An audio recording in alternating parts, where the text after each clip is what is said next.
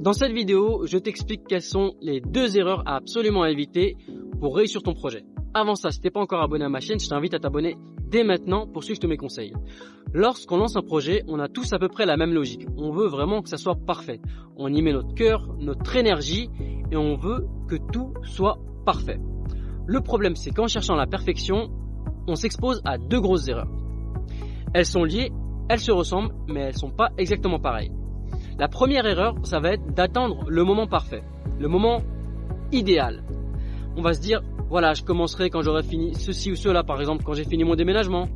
Ou on peut se dire, je commencerai le jour de mon anniversaire ou au début du mois prochain. Bref, on va comme ça se projeter dans un point qu'on va considérer idéal. Et ça, c'est une grosse erreur parce qu'on va avoir tendance à procrastiner, à repousser ce point à chaque fois, et au final, ne jamais rien faire. Car le moment parfait n'existe pas pour commencer.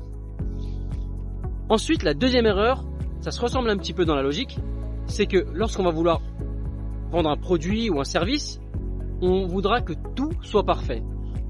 Par exemple, tu vas vouloir attendre que ton site internet soit parfait, tu vas attendre d'avoir des beaux t-shirts à ton effigie, tu vas vouloir une équipe qui est déjà soudée. Bref, tu vas vouloir tout parfait avant même de se lancer. Et ça, c'est encore une grosse erreur parce que déjà, ça sera jamais parfait. Donc, tu vas jamais partir si tu attends que ce soit parfait.